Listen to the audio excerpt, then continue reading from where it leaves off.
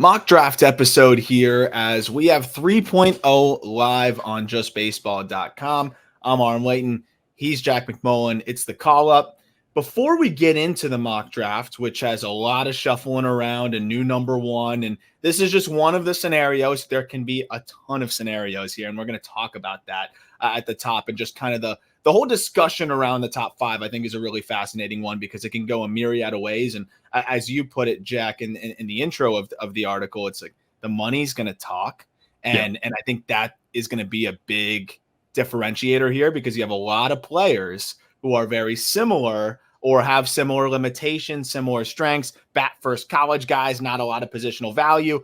The money can be the big differentiator there. So we're going to talk about that when we go through the top five, on top of the fact that we're going to discuss each prospect and the fit.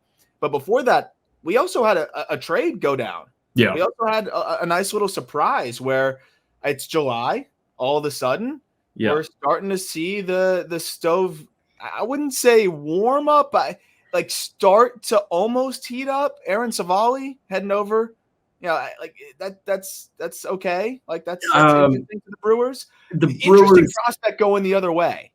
Yeah, I would say the Brewers' two moves, being Dallas Keuchel and Aaron Civale at this time, we're probably making gazpacho, which is just a cold soup. So, like, I wouldn't call the stove warm. I'd say, like, maybe we're using the fridge to make things. Like, hey, maybe a cold brew. But, like, Keuchel and Civale, come on now. There is intrigue going back to Tampa. So, okay, here, do you think that this is just what they're going to do, the Brewers, where like it's just going to be these small moves and we won't see anything more than that? Or is this just them knowing that the market's just, you can't pull off any big trades right now. It's just not possible. Teams are still waiting. We talked about that with Ken Rosenthal on the Just Baseball show. Like big trades, that's why the Arias move was such a surprise. Generally, teams are still kind of figuring out what their plan is and where they're going.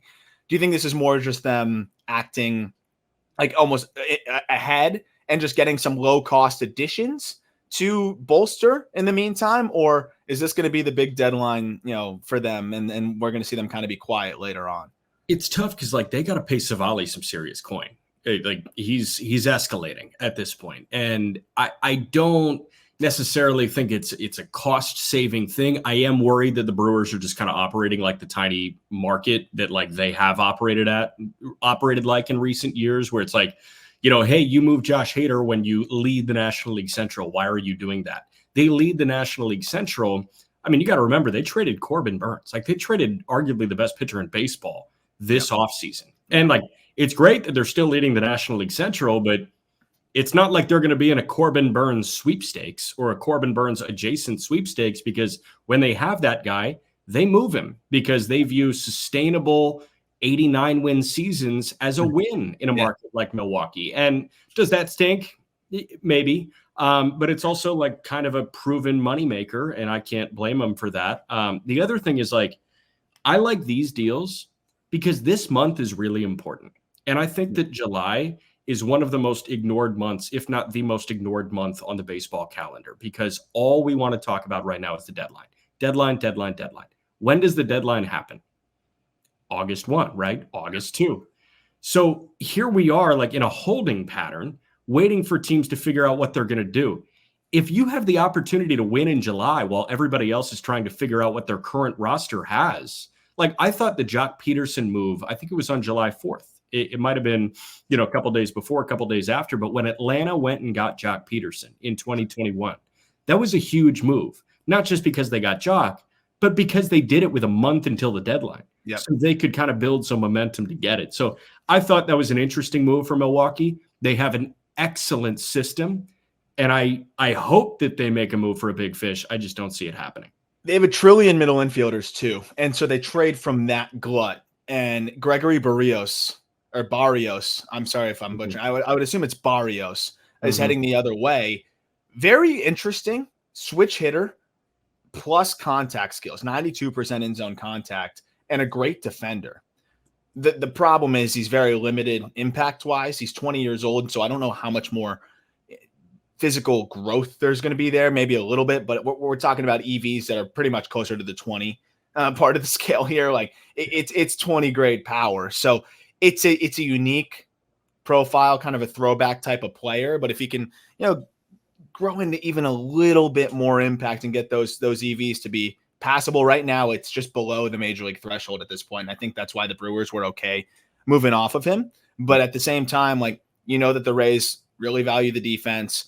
This guy can go play a really good shortstop. He makes a lot of contact, and hopefully they can find something here where he can tap into a bit more juice. But he's having a nice year. He's hitting 325 in high A. He just turned 20, and it's still an intriguing get for them for Civale. But it is kind of crazy right after, kind of on the heels of giving up Kyle Manzardo here to just kind of turn back around and do this. It's I think a reminder that you can sometimes trade with the Rays, and two, the Rays are not afraid to correct a perceived mistake and still salvage here. And not to say that Civale, is bad and they're trying to salvage it. He hasn't been good this year. He's going to be more expensive, and there's a chance that if he struggles through the rest of the year, he would almost be immovable going into next year because of the uptick in pay. Like you said, they kind of cut bait and still get a good player in return, like a top 30 prospect at least. But it's amazing how quick they're willing to say, oh yeah, we probably messed that one up. We probably gave up a little bit too much, but whatever. Let's get something back in the meantime. And they get a decent piece back, but the Brewers 100% worth it for them too, I think. It does not matter for the Tampa Bay Rays because they're going to go from Yandy Diaz to Xavier Isaac or Trey Morgan, and they're going to be just freaking fine. By the way, if you haven't listened to the Trey Morgan conversation, go listen to the Trey Morgan conversation because that was hilarious and awesome. But they're going to be fine, and I love their willingness to admit that they were wrong, like you're saying. Like that, that's the mark of a mature organization, and that's the mark of a small market that is going to be very successful. You have to. Did you read the conversation? I was a fly on the wall for that Twitter conversation between John Becker of Fangraphs and Mike Petriello of MLB.com. And they were kind of talking about the don't trade with the Rays mantra. And Mike Petriello was like, it's kind of gone at this point. Like they have flubbed several. And obviously the Junior Caminero one looks crazy and a couple of those look crazy. But at the end of the day, man, they make mistakes like every other organization. You got to remember the Dodgers traded Yordan Alvarez. The Dodgers traded Oneil Cruz. There are really good organizations that give up very good players. Especially when they have a ton of them. Yeah, especially it's harder to account for all your kids when you got 1,000 of them. You don't always know which kid's going to be the best. It would be so silly to cut the pool of available suitors down to 26 when it should be at 29. If you're trying to chop the Rays, the Dodgers, and the Yankees because, they're so good at this. Everybody makes mistakes. Everybody wins. Everybody makes mistakes. The only team that really doesn't win is the Angels. And that's okay. That's self-inflicted. And you should go out of your way to trade with them. But before we get in the mock, the last thing I'll say on that is they also are perpetually in 40-man crunch situations. Yeah. So in that spot, sometimes you have to give guys up that you don't even really want to, a la Joe Ryan. So it happens all the time. And I think that was part of what inspired the Manzardo move, knowing that a 40-man, addition was had to be made at some point soon this offseason. And they tried to kind of get ahead of it. We'll go into the mock right now. And as always, you can follow along with the link in the episode description. But of course, we have it along with us on YouTube. And we kind of decided we're just going to go kind of pick by pick, go by groupings here. Yeah. I want to go through the top 5, and then I want to kind of stop there for a moment and just discuss the whole situation there. Okay. But we can go kind of pick by pick here, Jack. And if you want to just usher us through it and I'll fill in and we'll go from there. But right now, our latest, kind of, it's a guess, right? Our latest guess here. And from what everyone seems to be saying, the Guardians at 1 are pretty much surveying everything. And that's why money is the big conversation here. The difference between Wetherholt and Bazzana is a price, I think, at this point. Yeah. Cags, I also think it's a preference thing. You could, I don't like talking about drafting based on need ever really, especially at the number 1 pick, but the Guardians do have now, we're just talking about Manzardo, a long straight line of first basemen. Obviously, Cags has a chance to be better than all of them by a fair margin if it all works out. So if they love him, and they'll go that route, and he'll be cheap too.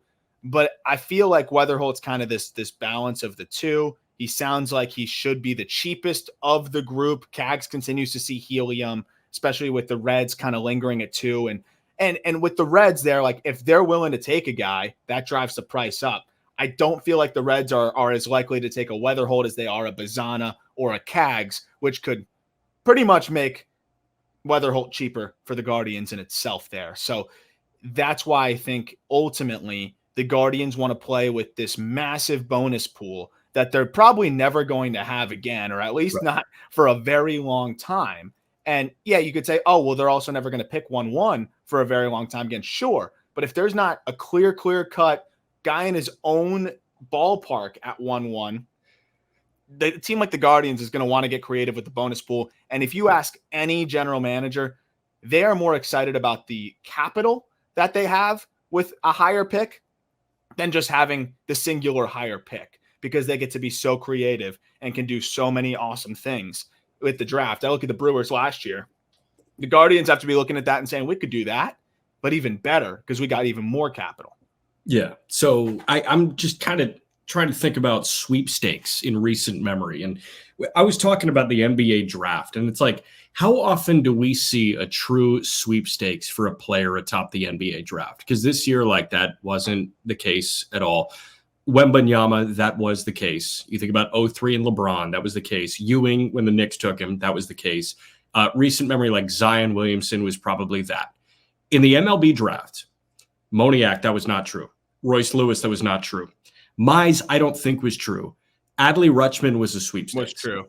That was true. Torque, I think, was a sweepstakes. Torque was. He was kind of a no-brainer. Henry Davis, not at all. Holiday, not at all. And Skeens, not at all. It was a 3-horse race for 1-1 between Skeens. Skeens was a surprise. He was a surprise. So, like, you got to remember that. And, like, I really don't think that this should be viewed as the Bazzana sweepstakes or the Condon sweepstakes at all. And I think you do a really good job of kind of painting why it's not. Mm-hmm. The other thing that you mentioned that is so damn important when it comes to the Guardians is we're on like year 40 in a row of it being a record-breaking bonus pool. And I have no idea, like, if we're ever not going to get another record-breaking bonus pool for like the top overall pick. I just feel like that number is going to keep going. Of course, the show's going to go up. Yeah, and like if I'm wrong, tell me why I'm wrong in the YouTube comments. Like, oh yeah, MLB drops in revenue, so like they don't have a record-breaking. I guess there could be like a compensation situation where like a bigger market team sucks and they get the number 1 pick with a little bit of lottery luck, and they don't have comp picks, so the pool technically isn't as big, because the Guardians also have the 36th selection, which is a big reason why I love this, this approach for them. Look at what they did with Clemmy last year, saving the money, going 2-6 for him. I think we could see a similar thing. So, but Clemmy had a bad April, so bad pick. Yeah. Right. Like he's cooked. High school left-hander from Rhode Island, cooked, bad April. But no, man, like this is a record-breaking bonus pool. So like, I'll just be, a broken record each time. So Cleveland has $18.3 million to work with in the front 10 rounds. And the slot at 1-1 is 10.57. So you narrow your list down to 3. Who wants 10.57? We know that Cruz wanted the full slot from Pittsburgh last year, and they didn't want to give that to him. They saved what, like $600,000 with Skeens, I want to say? He signed for slightly under. He might have gotten full, actually. No, I think he signed for under. They might have saved more than that, actually. I don't know. If you could check, that would be awesome. Yeah. But like 10.57 is 1-1. 9.78 is the second overall pick. That's $800,000 in savings. And the slot value at $800,000, that's equivalent to the number 92 overall pick in the draft. That's amazing. Amazing. So like you've got space to work with. If Wetherholt will commit to 8, all of a sudden you found $2.5 million. Yep. That's amazing to work with. So like when it's not a sweepstakes, get creative. And I really do think that the Guardians can get creative. The other thing, I know you said you don't really love drafting on need. And I know I'm going like long here when we just talk about overall philosophy and not Wetherholt, but like you talk about not drafting on need, just kind of take a gander at their organization. Yeah. They've gotten $100 million third baseman. And they had 150, and they've gotten $100 million second baseman. So go grab the guy that like might be able to play short. Yeah, maybe. You're hoping. He's the one guy that has a chance. He's the one guy that has a shot. Yeah. And it's fun. It's interesting. I was watching the video on him. Like he moves pretty well. Crazy athlete. I haven't seen a guy time up the leaping grabs better than Wetherholt in a while. The arm is a little short, but I'm a believer in that being more malleable than people give it credit for, especially for a guy that missed a lot of the year and came in a little late. I thought he looked all right overall and is going to get a shot to do that. So yeah, I'm with you. The last thing I'll mention on that front, by the way, Skeens was a $500,000 savings there. There you go. That's $500,000. And then think about what they did with Henry Davis in that draft. I mean, big reason why they were able to get Bubba Chandler and a lot of these other players. Why I typically say like drafting on need can be a mistake sometimes is, or just like not really a philosophy that teams will want to oblige by, is because the hit rate is so low, like relatively speaking with baseball. So you got to take the player that you just think is going to be a good major leaguer. How often are you like, oh, crap, I wish we didn't take this other really good second baseman. We already have a good second baseman. Like you figure that out, right? But a lot of the time, you end up trying to draft on need. You take a player that you aren't as confident in translating to big league success. That's another reason why I'm a believer in, if you don't absolutely love a guy at 1-1, you spray the board, because there's still a chance that you miss with the 1-1. Look at Torque right now. Look at Henry Davis. Look at a lot of these guys. So if you can spray the board and get multiple first round or top 2-round talents here, and at the 36th pick, I think they can do that with the savings. They could save a couple $1 million potentially and be able to do a lot of really interesting things. So Wetherholt, though, this guy was a 1-1 candidate going into the year. The hamstring was an unfortunate deterrent from like his track that I think he was going to have here, where he could have really proven to be right on the same boat as a Bazzana and Cags and those guys. But I thought he finished really strong. We saw the power there for sure. Crazy bat speed and just a great athlete. Another really high end makeup guy. Wetherholt, Bazzana can't really go wrong either way, and it sounds like Wetherholt might be a bit cheaper. At 2, I could see the Reds going any direction here, but we got them going Travis Bazzana, Jack. And like, what's your thoughts here? If you're Cincinnati, kind of like they have a unique spot because they can really do whatever the heck they want. And it's just going to be like the Guardians are going to make the decision slightly easier for them, but it's still pretty tough. I think if you polled 200 people around baseball and asked who's the best player in the draft, I think 180 of the 200 say Travis Bazzana. I think there are a couple Condon sprinkled in. There might be a couple like edgy Hagen Smith or Chase Burns sprinkled in.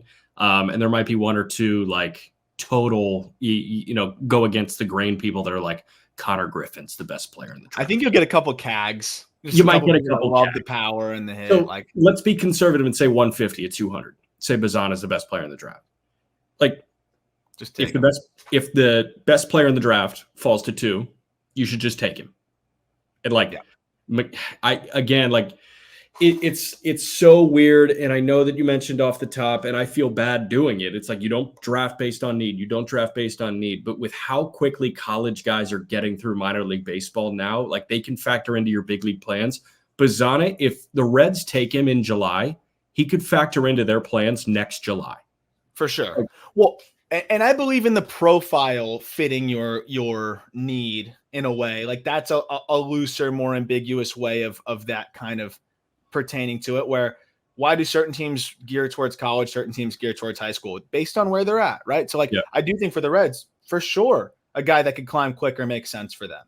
I think the position doesn't matter as much. And because people would look at the Reds and say, oh, especially going into this year, right? Oh, they have so many infielders. Why the heck would they pick Bazzana? Well, Noelvi Marte was suspended 80 games. Matt McClain's out for the season. Like they ended up trading for Santiago Espinal.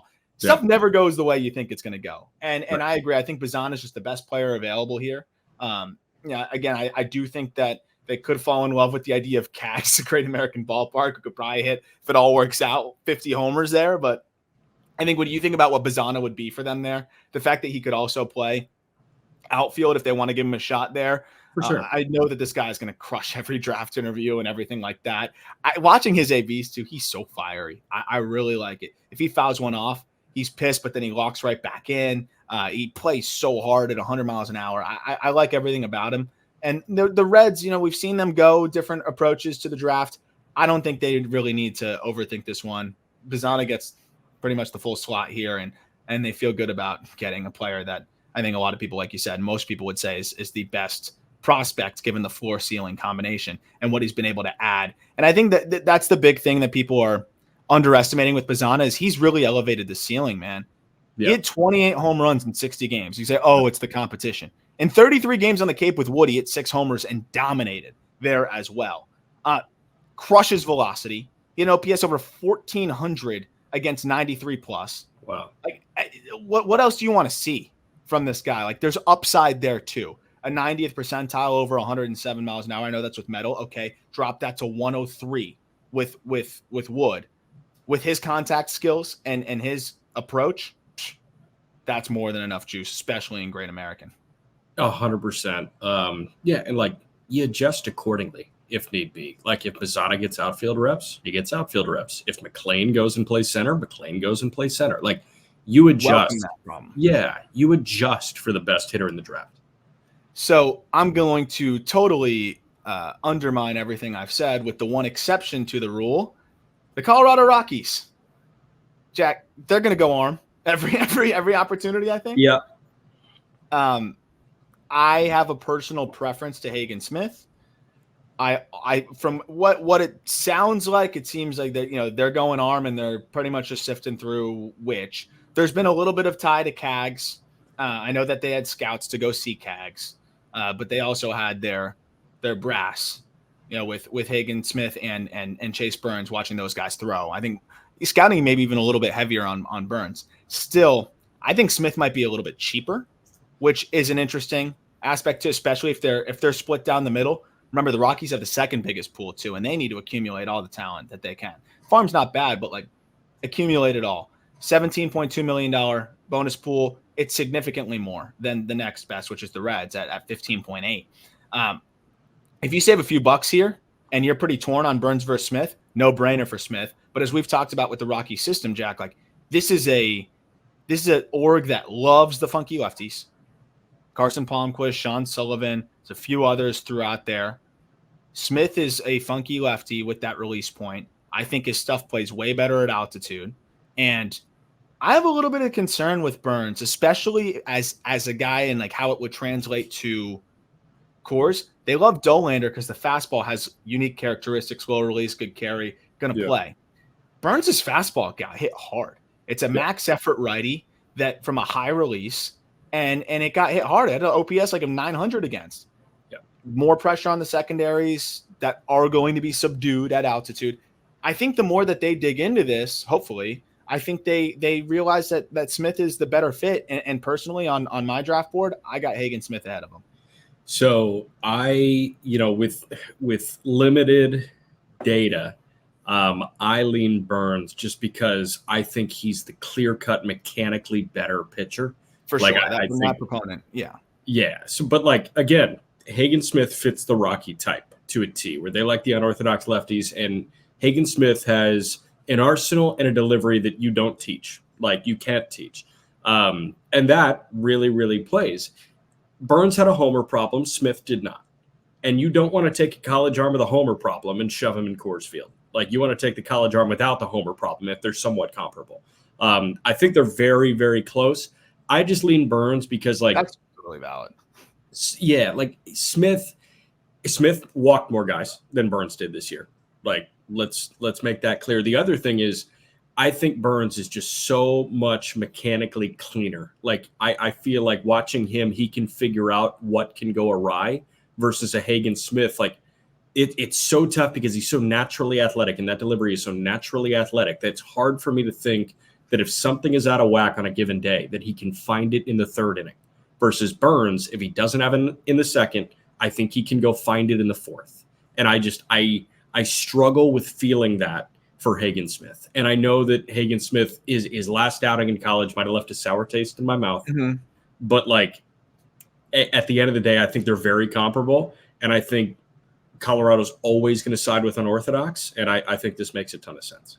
So those are all very valid points. And this is just one of those scenarios too, where like, someone like my co-host here can tell me I feel differently. I like Burns and I'm just sitting there. I'm like, valid. I could almost be convinced into that as well. Like Eileen Smith, we've talked about this with a lot of different prospects at the time. Where like you can't go wrong with this guy at number 1 or this guy at number 1. And I think this is another one of those where it's pretty open. I would say more people do lean Burns. So like you're in more company there, and I think there's a lot of reasons to why that makes more sense. I think that Burns has a lot more ways to fall back on getting guys out. I totally agree on that.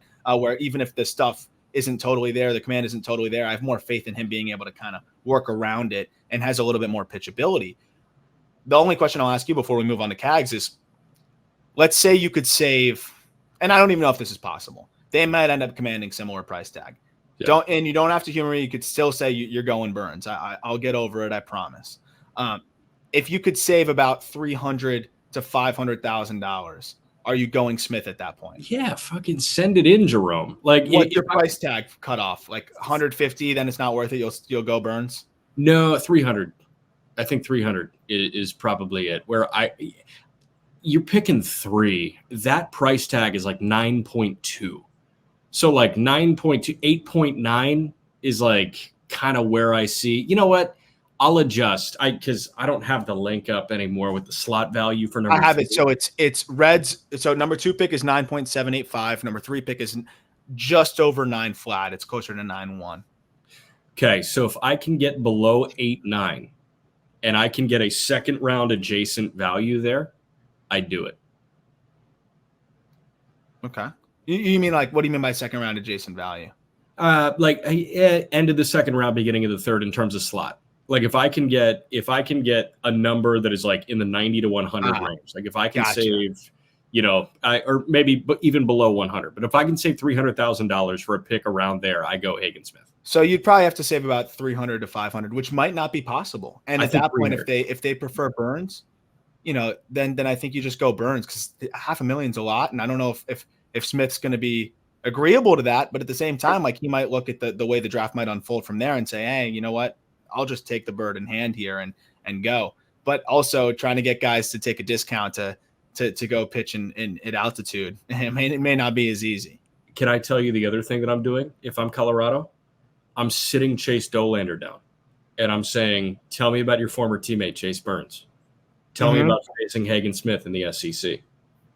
I'm sitting him down, and I want recon on both these guys. And I think that Chase Dollander could affect, I don't think he's the end all be all, but I think his words could absolutely affect where Colorado goes. For sure. And they love Dollander and for good reason. Yeah. 4 is the Athletics. They could go any which way. I just think where they're at, you get an opportunity to get Jac Caglianone. This is a guy that's going to sell jerseys.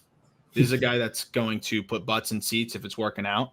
And, he's not going to be a two-way player. Let's just get that out of the way. Yeah.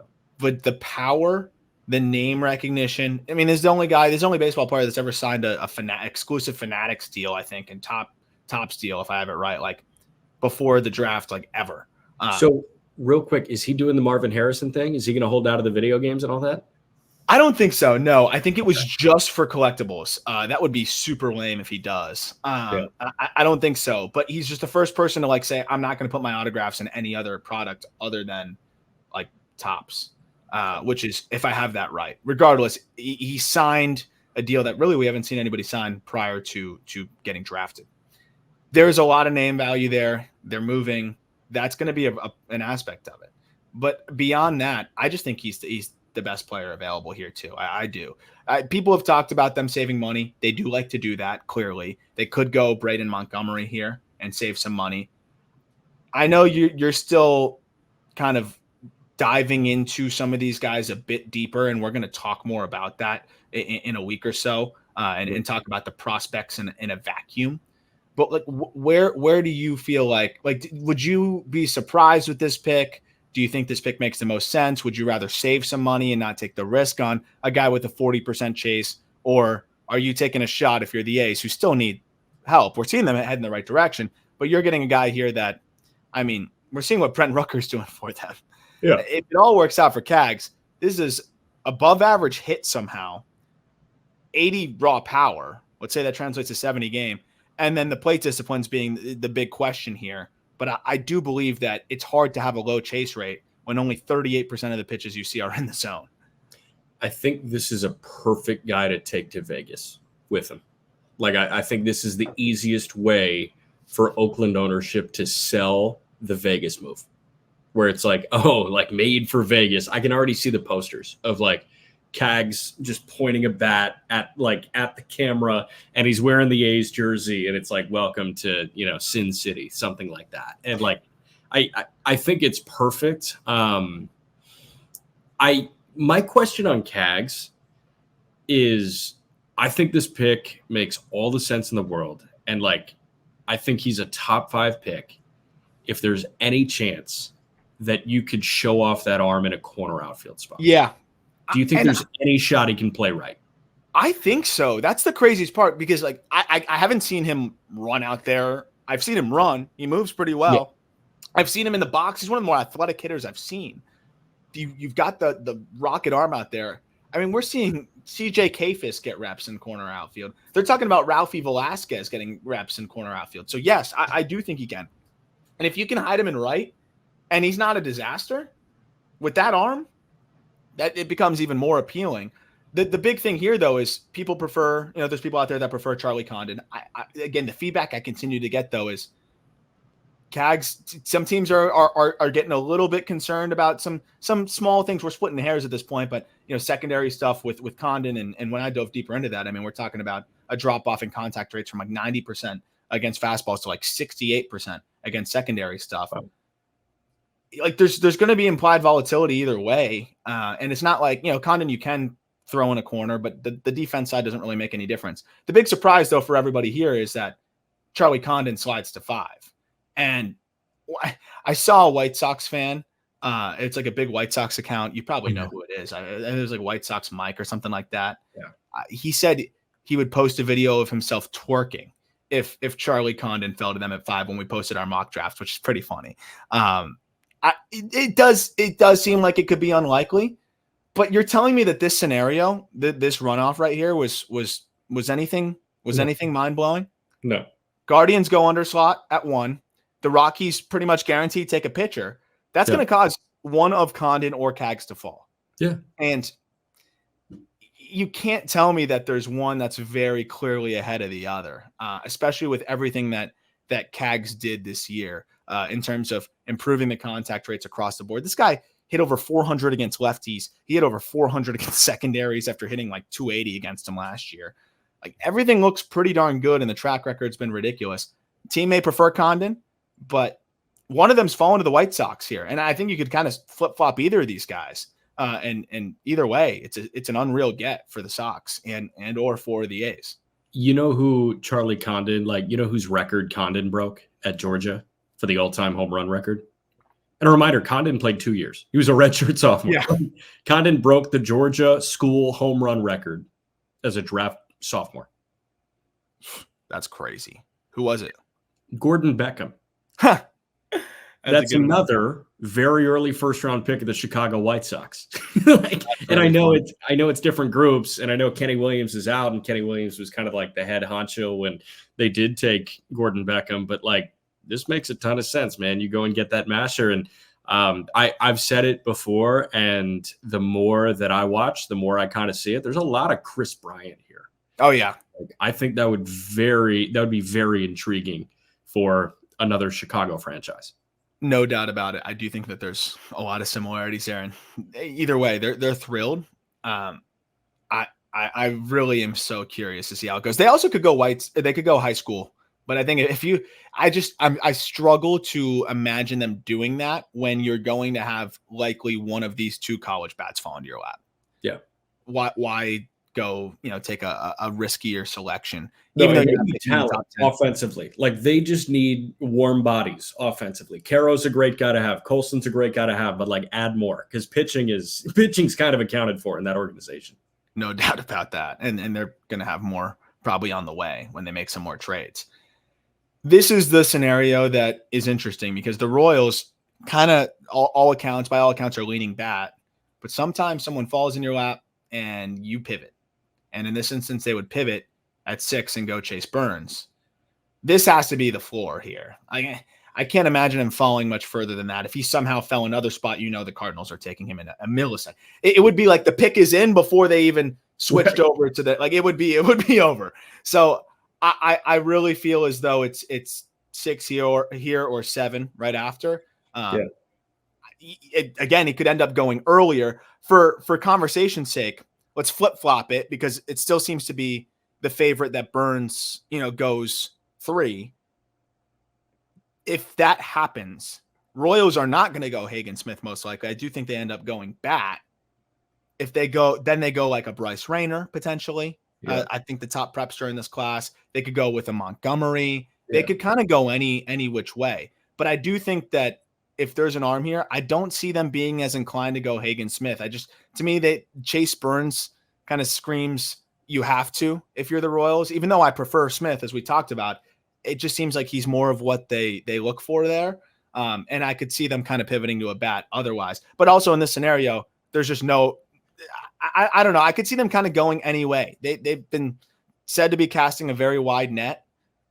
I could kind of see it going whichever way. But, you're kind of dipping into, I think, players that are not quite going to be viewed as, wow, how'd he slip to them? Yeah, which is fine if they like him more, and that could be just fine. But it seems like in this instance, this is a dream scenario. Otherwise, they could pretty much go whatever direction they want.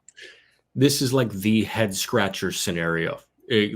I can already see it on Sunday night when we're sitting in Arlington, and it's like, what do they do? And I can already hear JJ Piccolo saying he fell into our lap. Like, we got the best pitcher in the draft. He fell into our lap. Why? If they didn't go Burns, would you look into your crystal ball? Do they take a high school bat or do they take Braden Montgomery? I think they take Braden Montgomery. I think so too, because that's the easy sell for proximity, and you've got this young, exciting team that tapered off at the end. That's where the need makes sense, right? Like we're talking about, you don't draft positional need necessarily, but this is a team that needs bats and needs reinforcements at the big league level sooner rather than later, has this nucleus that is young and fun, and Montgomery can get up there quick. I think that's the route they would go.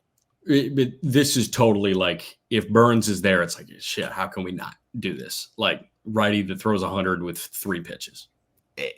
And then even if Hagen Smith is there, they could consider it. For sure. But I think at that point, they'd probably say, okay, we'll go bat. Because I feel like certain teams just prefer the high octane righty, and then that'd be a dream scenario for the Cardinals, because I think the Cardinals, also casting a wide net, they would love a Hagen Smith.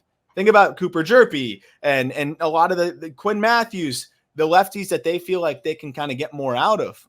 They seem to do a good job there too, and I think they'd be more than happy to add another one to the fold there, which leads us to 7 though. But in this scenario, the Cardinals kind of get screwed if they want to go college route, but they also get an opportunity to get one of the best guys, or the best high school prospect in this draft, and a guy that fits the bill of what they like. You're talking about Mason Wynn, the shortstop that was a legitimate pitching prospect. Like Bryce Rainer, it's a shortstop who's a legitimate pitching prospect. We've seen him pop EVs already over 110. I love the swing.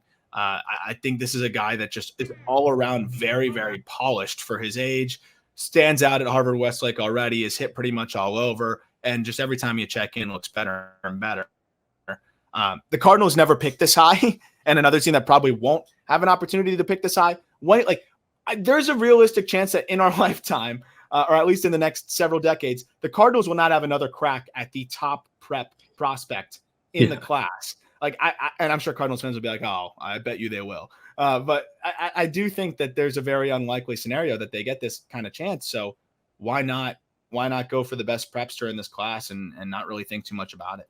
So you've had no problem saying best prepster in this class. And I'm really looking forward to your big board. So you're just going to have Rainer over Konnor Griffin. Mm-hmm. Why? What separates Rainer from Konnor Griffin? Because even 2 months ago, it was Konnor Griffin from the industry as a whole. Hit.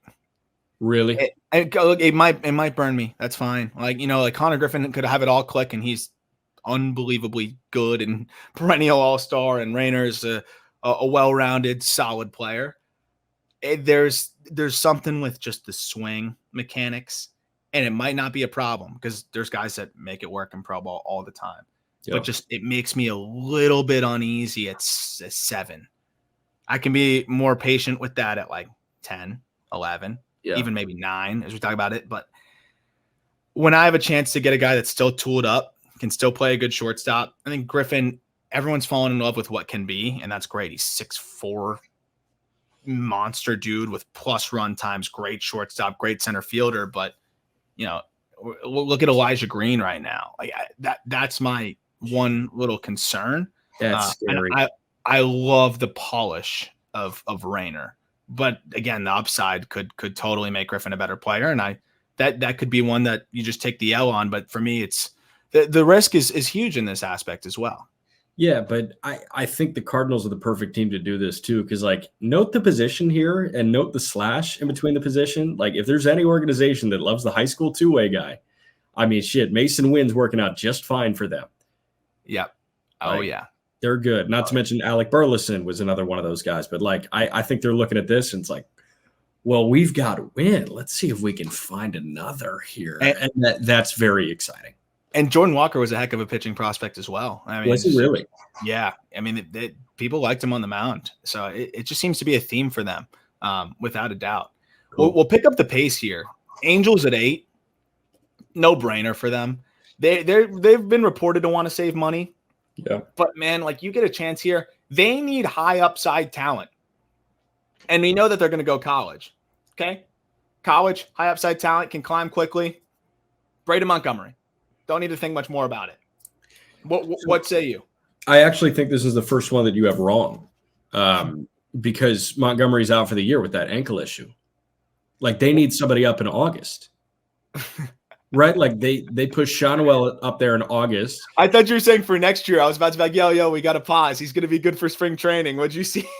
No. He's got to be up shit. They're going to draft him on July 17th. He's got to be up on July 25th. The Angels need to speed up the process here. Yeah. They saw Shonwell get burned. Wins. The answer is not get good in the minor leagues. The answer is faster, quicker. Get him here now. So this is the first one that I think you have wrong. So who do you go with? You go shit, I don't know. Not you go Griff O'Farrell. Yeah, probably. Yeah, probably. Great back to ball. Who do you got? Billy Amick from Tennessee, Christian Moore. I think those guys. Oh man, that's funny though. It is true. They literally have fast track guys to that degree. Hopefully, they've realized that this season is a punt for them and just get the best player that can be ready next year. 100%, he will be ready. Yeah, crazy power. What a year he had. Rocket of an arm. Another two-way talent. Doesn't need to pitch anymore because the bat is so impressive. Angels may want to save money. They could go Tibbs. Tibbs could make a lot of sense too. But I wouldn't get cute with this one. Montgomery at 8 is a dream scenario. Yeah. 9 is your guy, Jack. Konnor Griffin. This could be the steal of all steals because if it all works out, people are going to say, "How did Griffin fall to 9?" Outfield shortstop, like we talked about, from Jackson Prep, Mississippi. Pirates could go any which way here as well. Yeah. I think they go upside, and I think they go with the clearly second best, or really the 1B, or other people may say the 1A. They may feel like Konnor Griffin's the best prepster in this class, which even more so, they'd be thrilled, I think, to grab him at 9 and be patient and just take a chance here. The two other names that jump to mind for me, if Montgomery somehow falls to the Pirates, you just did that. The only other name that jumped to my mind was Tibbs. Do you think that's possible for the Pirates? I do. If Griffin's on the board here, I think you just do it. I agree. I think if Griffin's off the board, then that's where, and then that would mean Montgomery probably slid to them somehow, or Tibbs is obviously there. That's kind of how I see it going. Another thing, we talk about not drafting on need, though, this is one where it's just they need a bat. There's going to be teams where it's just okay, yeah, we have so much pitching. Yeah, we'll definitely just go with a bat here. Although, to play the devil's advocate, if Chase Burns was there, I'd assume that they would take him still and figure it out later. But yeah, I think Griffin makes a lot of sense here, but I do think they could go the college route if Tibbs or someone else is there and cheap enough too. Like if you could save money on Tibbs, Griffin's probably going to come with a steep price tag as a high schooler, and arguably right there with anyone as the best high schooler. They could go the money saving route and go with Tibbs, as we've seen them be willing to do that in the past. You just put a demon thought in my mind of Skeens, Jones, Keller, Burns, Bubba Chandler. Holy shit, that's disgusting. Yeah, that would be an absolute problem. That'd be for Major League Baseball. You move who? You move Harrington, you move Ashcraft, you move Burrows to the bullpen and call it a day. Holy crap. What a dream scenario. Dude, that almost makes me want to have them take Trey Yesavage because like he's damn good too. Right. That's who we have going 10 here to the Nats. The more I think about it, the more I struggle to imagine that Yesavage slips outside of this top 10. I know he doesn't have quite the stuff of the other two in Smith and Burns, but he's got good stuff. It's still a good fastball. Average is 94. Splitter is a plus pitch easily. And then he's got a good breaking ball. It's very Louder-esque, where you're getting a guy here that I think is very polished, strike thrower, command of 2 secondaries right away. Fastball isn't great, but it's good enough. And he can fly through the minor leagues. I think this is a no-brainer grab for the Nats if he's there.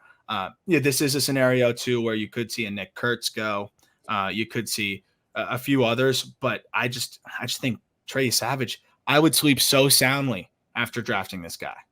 Yeah, especially because this guy is an absolute horse at a program in East Carolina that, like, the last horse that they spit out was Gavin Williams, and that's proving to be awesome. And like he doesn't have the heater that Gavin Williams does, but in terms of like pitch mix and zone pounder in college, this guy is, like ECU is like, oh, we went from Gavin to Yesavage.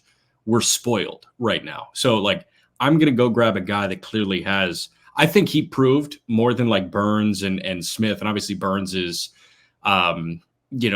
fire is very visible on the hill.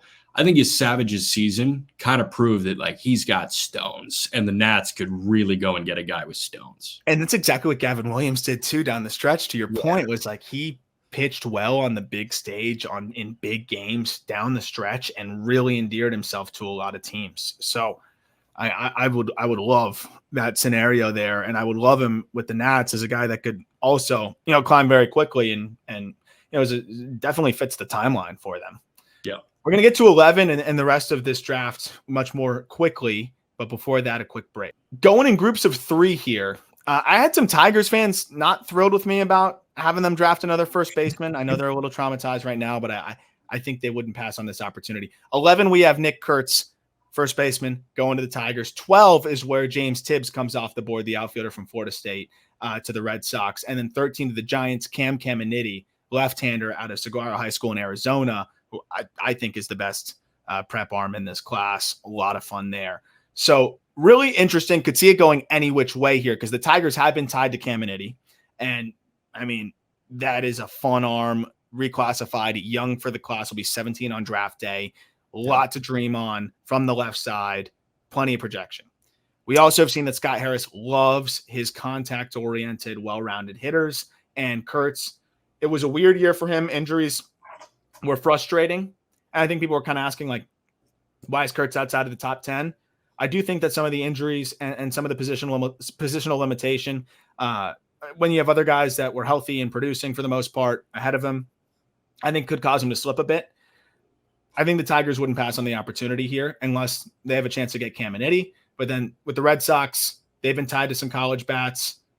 Yesavage, I love for them, but he's off the board here. So Tibbs makes a lot of sense. And then the Giants could go any which way, but I think they go upside with the most exciting high school arm in the class. This is so Kyle Teal part 2 with Tibbs just going to Boston. It's like, you get the dog of the ACC and like you get a guy that is so good and he's going to get to AA. He'll probably start in AA and he will quickly, I think if they do manage to get Tibbs at 12, he'll join that crop of Anthony Meyer Teal. And he could the Red Sox have the opportunity to get all 4 of them up and debut on the same damn day. Like, I remember Quinn Priester and Andy Rodriguez debuted on the same day last year. Like, they were the battery in their debut. Like, if all four of those guys got up on the same day, it was like, new wave is here. Let's do this. I think it would be hilarious, and it would be kind of poetic. I would fly there, I think, for that. I think I'd fly you out there too. We'd have to be there. Like, I never thought I'd be excited about a Red Sox game like that with some like figurative. Like, but does he not fit the exact timeline of those other three? He could pretty much catch right up to them without a doubt. I do think so, because they're gonna spend a little bit more time at the upper levels, and he's gonna skip the lower levels. I love that you mentioned the ACC thing too. Like, they've had a lot of success scouting recently in the ACC, and I think we're seeing Christian Campbell as another example of that. And I think they're finding that it's getting a little underrated over there with some of these bats, and they might love the opportunity to jump on Tibbs. Caminiti, I think the Giants are going best player available, going upside. They haven't strayed away from these types in the past, and it makes a lot of sense here too at 13 for the Giants, but he might not be there for them, to be honest. Yeah. Next grouping, one of my favorite bats, just so much fun to watch hit at 14, Cam Smith. The Cubs go with a third baseman here, which another team that I think when you look at what the Cubs have been doing, they seem to like these corner mashers that are really trending upwards, and somehow slip to them in the middle of the first round. 15, another guy that just continues to be someone that warms up to me here, or that I'm warming up to. Warms up to me. He doesn't know who I am. That I'm warming up to. Carson Bench, outfielder from Oklahoma State for the Mariners. I saw some people saying, "Oh, they won't draft an outfielder, whatever." This is where I'm going to push back and say, has nothing to do with the need. Yes, they've got outfielders and stuff like that. Farmelo just tore his ACL. Like, you're taking the best player available, and I think there's a good chance that the Mariners think that's the best player available. Marlins, I have them taking Seaver King. He might not be there. I think Seaver King, the more I dive into the data, the more I dive into it. I have some concerns about pitch rec, but this guy that in a draft that's filled with limitations defensively, the Marlins need guys up the middle. If he can't play short, he can play center. They need a guy like that badly. It seems like a no-brainer fit, and with what they've got going on in the front office now, it kind of seems like the type of player that they might target. Yeah, just unbelievably tooled out. King is, correct me if I'm wrong, like, you think one of the more tooled out guys that we've got in the draft. No doubt. EVs are great. Hit tool's actually good. He can motor. He's as toolsy as they come. Smith is probably like that too. I mean, Cam Smith was really a pop-up this year, was he not? So kind of, because last year, not good during the season as a freshman, and then destroys the Cape. Destroys after not having a good regular season, which is wild. And so that kind of gave him a lot of momentum going into this year. And then boom, we saw what we saw. So it's I think a scenario though where no one was expecting him to quite climb this much. And he really did with the year that he had. I have some concern that it's a little stiff at times, but the contact rates have been very solid. Some might float Christian Moore here. I just think if you like Christian Moore, how do you not prefer Cam Smith? Moore hits the ball a little bit harder. Cam Smith still hits the ball really hard, a little bit better bat to ball, much more defensive value, can actually play a good third base. So I could see Christian Moore, though. I could see teams loving him in the draft models because of the EVs and all that good stuff, but I think they lean Cam Smith. And then anything on the Mariners, pick a bench. Like, I could see them going any which way there too. The Mariners I've gone high school heavy of late, so maybe they surprise and take a prep guy here. There's a lot of prepsters. They could probably save some money and quote unquote reach for a prepster at 15. But I think Benj is really talented and also a guy that's good on the mound. And they're really good at developing kind of level by level. So, like, the high school guy could make sense, but if you're really high on this college guy, like, that could make a lot of sense for them. Just kind of plug into the fold. Because, like, when was the last time a college bat really, like, made their way through the Mariners system as a top prospect? Was it Raleigh? Raleigh was a 3rd round pick.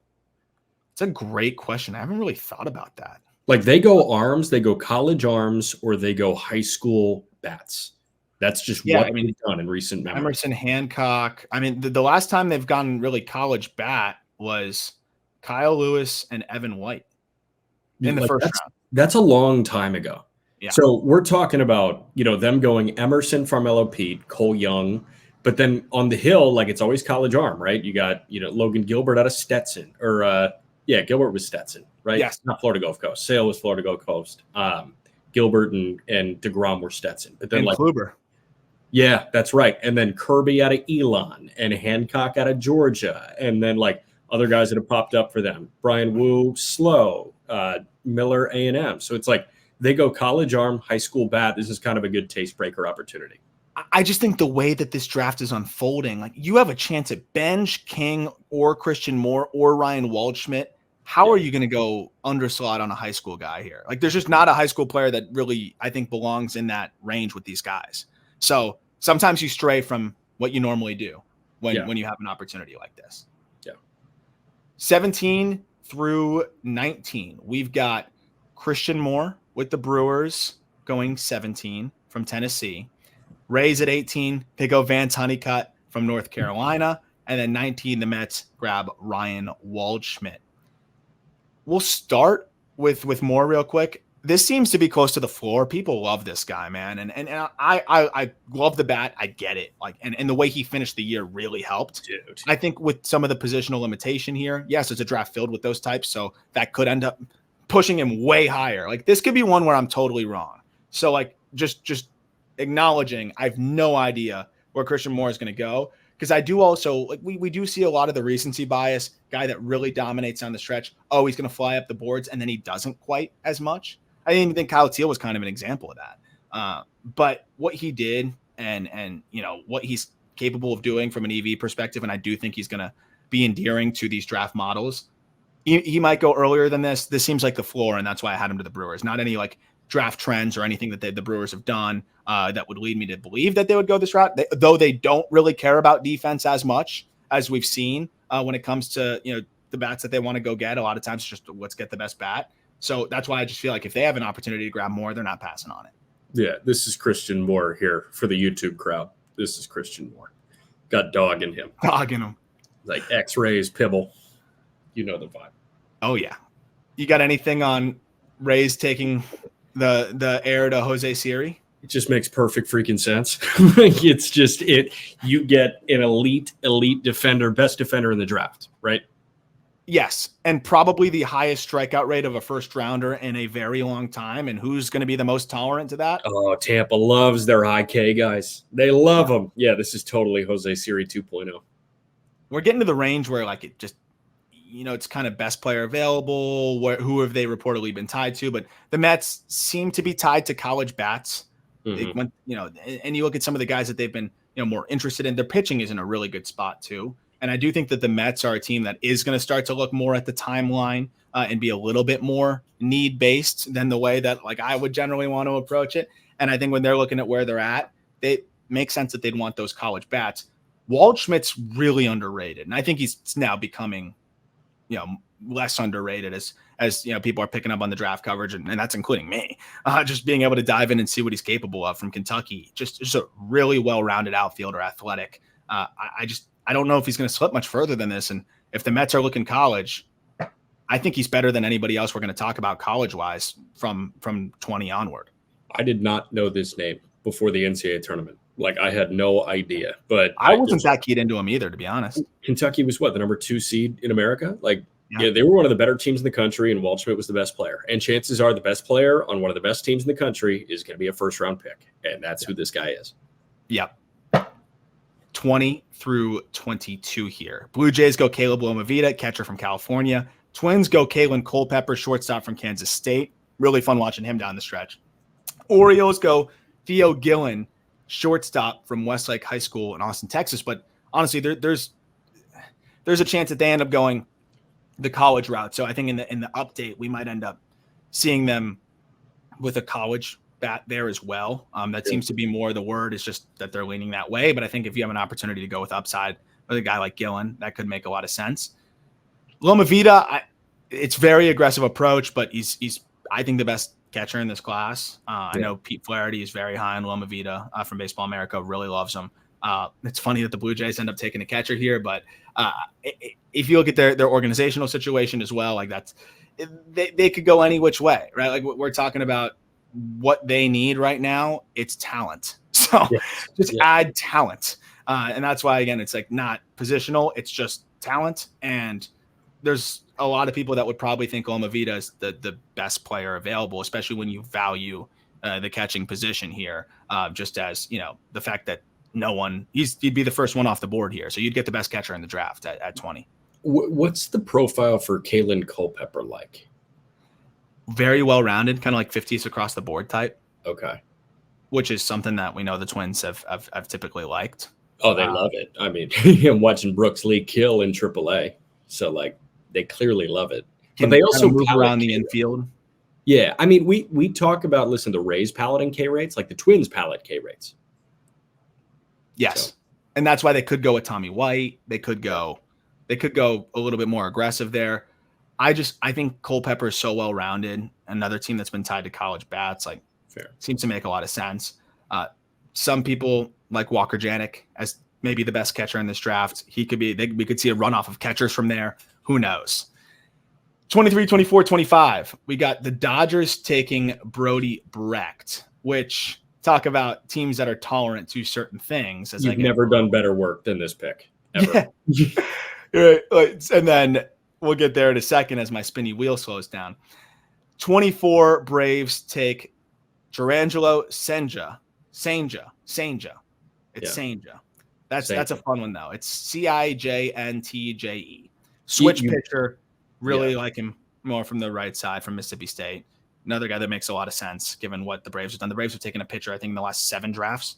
So why not take another one here? And then 25, Padres go Slade Caldwell, one of my favorite prep bats in this class that I love the swing. Pretty much anytime, this is no intel, anytime I really like a swing in the high school ranks, I just mock him to the Padres, and usually it seems like there's a good chance that they're either in on that guy or they take him. So I think that fits the bill there. We'll start with Brody Brecht and him going to the Dodgers. Ridiculously good finish to the year for him that I think really helps his stock. The Dodgers don't give a crap about walk rates. What do you think about this? I think it's at worst Ronan Kopp, at best Bobby Miller. Yeah, I love that. You know what I mean? It's like Bobby had stuff over command questions, I think, coming out of Louisville, which made Detmers the better prospect and is what made Detmers a 10th overall pick. And, Bobby was at the end of the first round, fell into the Dodger lap. I think they take guys that have stuff out the ass and they will train repeatability. And listen, Brecht was a wide receiver. That guy knows his body. If he can learn repeatability, this can be unbelievable. But the Dodgers are also fine if he turns into a lights out high leverage guy. Yeah. I mean, they just want big leaguers, and that's what they try to draft here. And you're getting as much upside as you can find.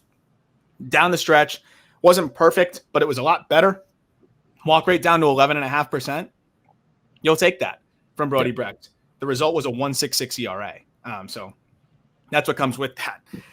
Jurrangelo, I think this is close to the floor for him because of how he's only pitched for 2 years. So he's a guy that I think you could fast track as he continues to develop. Throw strikes, fastballs, quality, good feel for several pitches. I don't know how the switch pitching thing works. I won't pretend to know. It's not nearly as good from the left side. It's low 90s, but it gets to the point where it's I prefer him going righty against a lefty than lefty against a lefty because of how much better the stuff is from the right side. But again, there could be something there. And he could find just a sweeper from the left side and be all right, well, I can turn into a lefty specialist with my left arm and then a starter with my right arm, which is outrageous. I don't even know what that looks like, but I think you're drafting him just assuming that it's just the right arm to be safe. And I think the Braves would like that right arm. Really twisted negative thought. How can he work around a blowout? If his right arm blows out, can he just go lefty? I have no idea. Yeah, I think so. After a little bit of time, you just right. Once you get the brace off. Yeah, you just have to be in good enough shape to be allowed to catch. And they could just tell him don't extend, just protect your face. So that is an interesting. I've never thought about that. Hopefully he doesn't have to cross that bridge, but statistically speaking, he probably will at some point, and that'll be fascinating. Did Pat Venditti blow out? I don't know. And he wasn't he didn't throw hard enough to blow out. So we'll see. Caldwell, one of my favorites, Jet Williams-esque, Really? but just such a sweet swing from the left side. I think the Padres would love to go that route, but I could see them going with one of the prep arms too. They've not been afraid of doing that either. Ryan Sloan, Cash Mayfield also could make a lot of sense, especially if they're sending out more arms to go get some of these big name players that could be available. Yeah. Into the back of the first round and wrapping it up here. Yankees, this would be a dream scenario. Them getting William Schmidt, who I think could be the best right-hander out of the high school grouping of this class. Then you have the Phillies, who like their high-octane right-handers as well. I have that kind of being a runoff here. Ryan Sloan from Illinois, right-hander that also 6'5", powerful stuff. Walker Janik falls to the Astros. I think they'd be thrilled to grab him at 28. They seem to be on the college trail. The Diamondbacks seem to be on the college trail as well, which would get them Tommy White potentially at 29 from LSU. And then the Rangers at 30. I think it's really just going to be however the draft shakes out. They're going to be sitting there, and I have them going Kellen Lindsey, a high schooler from Florida, shortstop, who has continued to, I think, see some helium, especially with what he did at the combine. Guy flies. He's just toolsy. He could go earlier than this. Wouldn't shock me if it's, the Padres consider him too. But I think this is where I could kind of see him going. You want to start with Schmidt? Yeah, I don't know much about him, but what's the deal? It's like tall, 6'4", spins the crap out of it. Yeah, he's the data darling. It's okay. and that's why I think he might go earlier, because if you're a team that doesn't love the college bats for whatever reason, you want to go high school arm, you could save some money and grab them. But I just think there's so many teams that seem to be tied to college bats, and there's so many solid college bats that there could be a scenario where these high school arms fall. Yankees, they typically like to go for the high power guys and, swing and miss, don't care. That's why Dakota Jordan's been mocked here, but I just think it's a reach for the Mississippi State outfielder. They have been so good at developing arms, and you have a chance to get a guy that is already so talented. Imagine what they can do with what we've talked about, their program and what they've been able to do right out of the draft with a lot of their guys that don't have the feel to spin it the way Schmidt does. I think they'd be salivating at the opportunity here. Gotcha. Sloan will be interesting because if I'm not mistaken, Sloan is a Wake commit. And I feel like high school arms that are committed to Wake Forest might know what they're doing. I agree. That might make signability tough. I absolutely agree. I'm glad you mentioned that. When I saw the commitment, I'm like, I wonder if they're like price tags just a little bit higher. Right. I bet it is. I bet it is. The Phillies may not care. I think they kind of just want to take talent, especially if they're going to be trading a little bit this offseason, or excuse me, this season. And Dombrowski's done a good job drafting. There's no doubt about that. But the Phillies do have the 27th pool. Like it's a small bonus pool, I think. Or sorry, excuse me. Let me correct. No, that is right. It is the 27th pool. It's only bigger than the Rangers, the Dodgers, and the Astros. So does that mean you go for savings, or does that mean you just get the best player you possibly can in the first round? We'll see. And I think if you have a chance at Sloan here, they'll probably just try to pay the full price tag and make it happen. They signed Aiden Miller away from Arkansas last year. They paid him over slot at the end of the first round. And he slipped to them, but in the eyes of a lot of people. He slipped to 27, and he got, slot was 2.97. He got about $105,000 over slot. That's the thing, is a lot of teams look for deals, and you kind of sit with limited capital late in the first. All of a sudden, someone could really end up slipping to you, and you just jump on the opportunity. You don't have to overthink it. You end up having a pretty good draft. And they still got creative, got George Klassen, who's been great for them too. Like, they have a lot of confidence in their ability to go find guys later in the draft, Ryan Kirkering. So I think they end up taking a guy at full slot here, and someone's going to fall to them. Yeah. Janik, I don't have a ton on him. I still got to do more recon from Sam Houston State, but it seems like he's a surefire first-round catcher here. Astros would love to get a college bat. Backstop wouldn't be bad for them either, but they're kind of just waiting for the best player available, I think, and that's what they get there. Tommy White, very polarizing. I don't know how to feel about him overall. I've been lower on him since he was a sophomore in college, but you can't really argue against the results, even though he never quite matched that freshman year. That said, mashes, the D-backs seem to love college mashers. And they saw Tommy White plenty when they were scouting one of their early picks before. who now I'm just drawing a total blank on, of course. We'll get to that in a second. But, Gino Grover, when they were scouting Gino Grover. Yeah. So I'm sure they saw a lot of early Tommy White, but they love the results, the Ivan Melendez's, stuff like that. I think the Tommy Troy, they seem to like going the college route, and they seem to like going with college production, even if there's some question about how it all translates and the positional value. I think they'd be happy with Tommy White. This is Ivan Melendez all over again. So they're doing this. And I mean, they even took Jack Hurley in the 3rd round last year. Jack Hurley's another one. Crazy whiff, but like, why not take a shot? I think they take another shot with a guy that has a better feel to hit than all of them, but just a few more questions into how it all translates into game production. Yep. Then we talked about Lindsey. I don't know if he's here. If he's there, I think the Rangers take that shot. We have these supplemental round picks. The only one I want to talk about is we had Cash Mayfield going to the Guardians here. Cash, I think, is a 1st-round talent.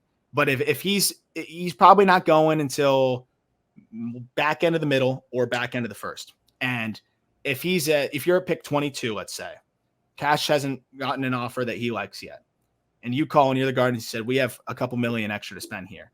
You offer Cash Mayfield 22nd overall slot value, something like that. He'll wait till 36. Yeah. And that's basically what they did with Clemmy. I think they could do that. It doesn't have to be Cash, but I think that would be the perfect player to do it with.